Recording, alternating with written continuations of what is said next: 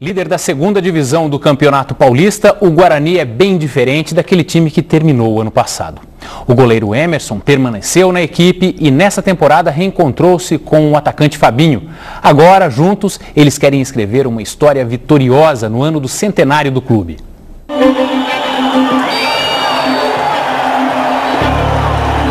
Termina o último jogo do Guarani, mais uma vitória. Veja esta cena.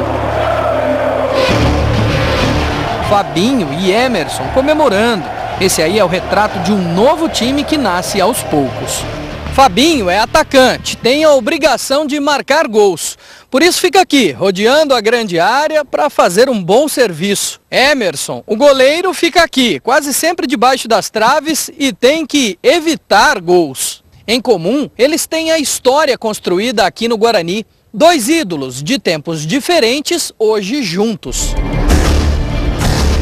Em 2009, um baixinho franzino chegou para a reserva de Kaique no time de Vadão. Em pouco tempo mostrou-se um gigante em campo, infernizando a defesa dos adversários, com passes precisos e gols importantes na campanha do acesso. Minha passagem aqui no Guarani durante esses 2 anos, muito bom, muito bom. No ano passado, o Emerson surgiu também como reserva de Douglas, mas por pouco tempo. O camisa 1 ganhou a confiança de Mancini, assumiu a posição titular e, apesar do rebaixamento, como um dos melhores daquele grupo, permaneceu para 2011. O clube aqui vai ficar marcado, por onde eu quiser que eu passe, por onde eu passar, para mim o Guarani vai ficar marcado. Mas voltemos para os dias de hoje, eles estão impossíveis. O Fabinho está jogando tão bem que ganhou a vaga no time. E o Fabinho joga o próximo jogo, titular absoluto, no lugar de quem? Não sei. Estou fazendo de tudo aí para voltar a melhor forma para que eu possa estar ajudando o Guarani e buscar esse acesso tão sonhado por todos. E o que dizer do Emerson? Procuramos nos arquivos defesas recentes, foi fácil de achar.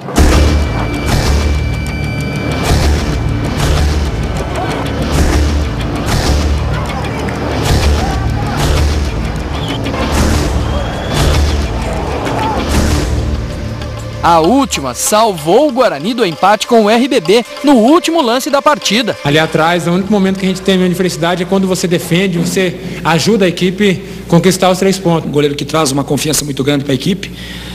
Um goleiro que no último segundo de jogo está com a concentração máxima e consegue resolver o jogo.